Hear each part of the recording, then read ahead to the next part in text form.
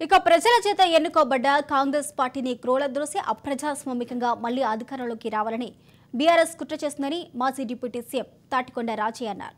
BRS గా మారిన తర్వాత పార్టీలో ప్రజాస్వామ్యం పూర్తిగా పోయి నేతృత్వం పెరిగిపోయింది అన్నారు.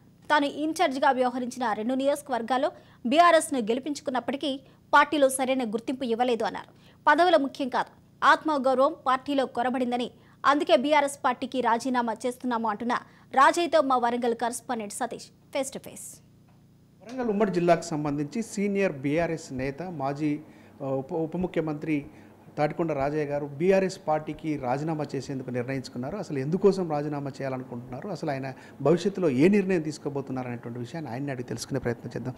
సార్ చెప్పండి, ఎందుకోసం ఈ నిర్ణయం తీసుకోవాల్సి వస్తుంది? టీఆర్ఎస్ పార్టీ బీఆర్ఎస్ పార్టీగా మారిన తర్వాత తెలంగాణ అనే సెంటిమెంటు మాయమైపోయింది. ప్రజలు బీఆర్ఎస్ పార్టీకి వ్యతిరేకంగా వారి అభిప్రాయాన్ని తెలియజేయడం జరిగింది. సరే, ప్రజాభిప్రాయం ఏ రకంగా ఉన్నా పార్టీకి విధేయుడిగా ఉండి పార్టీ అప్పచెప్పిన బాధ్యత ఏదైతే ఉందో, గన్పూర్ నియోజకవర్గంలో కడియం శ్రీహరి గారిని, జంగంలో పల్ల రాజేశ్వరరెడ్డి గారిని గెలిపించాలని చెప్పేసి బాధ్యత అప్పచెప్తే ఈరోజు అవ్యక్త వరంగల్ జిల్లాలో గెలిచినవి 2 అయినాయి. ఆ 2 గెలిచిన తర్వాత అధిష్టానం నుండి ఎలాంటి పిలుపు కానీ అప్రిసియేషన్ కానీ ఏమీ కూడా రాలేదు. మళ్ళీ ఇప్పుడు పార్లమెంట్ ఎన్నికల్లో ఎలాంటి బాధ్యత కూడా అప్పచెప్పలేదు. ఈ క్రమంలో ప్రజలలో బాగా వ్యతిరేకత వచ్చింది. నియోజకవర్గంలోకి కలవనికపోయినప్పుడు వారి అభిప్రాయము బీఆర్ఎస్కు వ్యతిరేకంగా ఉంది. వాళ్ళెవరు కూడా బీఆర్ఎస్ అంటే దగ్గరకు వచ్చే పరిస్థితి లేదు.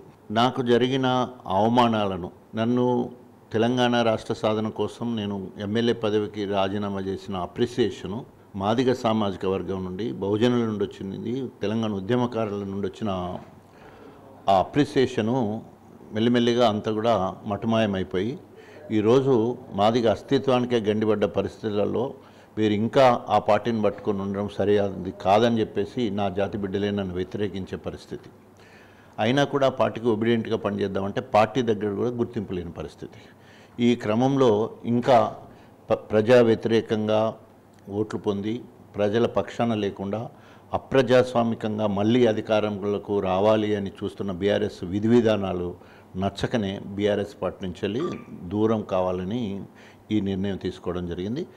సో రాజకీయ భవిష్యత్తు రాబోయే రోజులలో నన్ను నమ్ముకున్న నా క్యాడర్ కావచ్చు, నా కార్యకర్తలు కావచ్చు, నా అభిమానులు కావచ్చు, ప్రత్యేకంగా బహుజనులు, దళిత బిడ్డలు రాష్ట్ర స్థాయిలో వాళ్ళందరి అభిప్రాయం మేరకు రేపు రాబోయే రోజులలో నా రాజకీయ భవిష్యత్తు ఉంటుంది. మీరేమో మొదటిసారి ఉప ముఖ్యమంత్రి పదవి ఇవ్వనప్పుడు కావచ్చు, ఎమ్మెల్యే టికెట్ ఇవ్వనప్పుడు కావచ్చు, చాలా పార్టీకి విధేయుడిగా పనిచేశారు. నేనేమో విధేయుడిగా ఉన్నాను మీరు అంటున్నారు, ఆడ వ్యతిరేకత ఉన్నది కాబట్టి టికెట్ ఇవ్వలేదు అనేటువంటిది బీఆర్ఎస్ అధిష్టానం చేసినటువంటి కామెంట్. ఉమ్మడి జిల్లాలో కూడా 12 స్థానాలు ఉంటే మార్చిన 2 స్థానాలు గెలిచాయి, మారోని స్థానాలు ఓటమి చెందాల్సి వచ్చింది అనేటువంటి టాక్ కూడా చేస్తూ ఉంటారు. దాన్ని ఏమంటారు?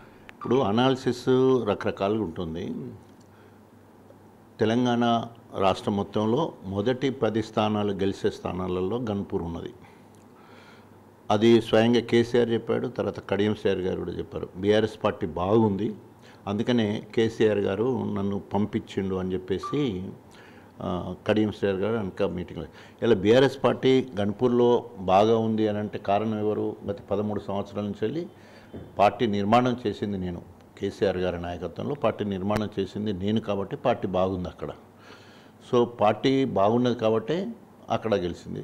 తర్వాత కొత్తగా వచ్చిన పల్లరాజేశ్వరరెడ్డి జనగాంలో అంటే నేను ఆల్రెడీ అక్కడ పాత కాబట్టి ప్రతి ఊరితో నాకు సంబంధాలున్నాయి, గతంలో పనిచేశాను. సో ఆ రకంగా పోతే అక్కడ గెలిచింది. కారణం ఏమైనా నేను అక్కడ ఇన్ఛార్జ్గా పోతే అక్కడ గెలిచింది.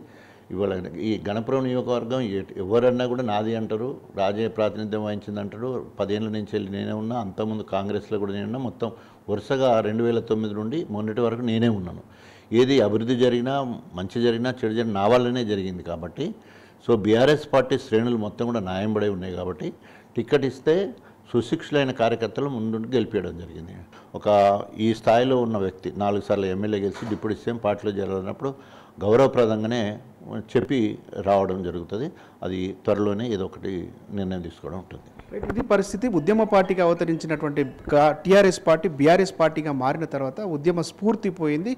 ప్రజలు ఇచ్చినటువంటి తీర్పును గౌరవించేటువంటి పరిస్థితి లేకుండా పోయి నియంతృత్వమైనటువంటి ధోరణి ఇప్పుడు ప్రజల చేత ఎన్నుకోబడ్డటువంటి ప్రభుత్వాన్ని కూల్చాలనేటువంటి కుట్ర చేస్తున్నటువంటి నేపథ్యంలో పార్టీ విధి విధానాలు నచ్చకనే పార్టీ నుంచి బయటకు వస్తున్నా అనేటువంటి విషయాన్ని రాజయ్య గారు చెప్తా ఉన్నారు. కెమెరా పర్సన్ భిక్షపత్తో సతీష్, రాజ్ న్యూస్, వరంగల్.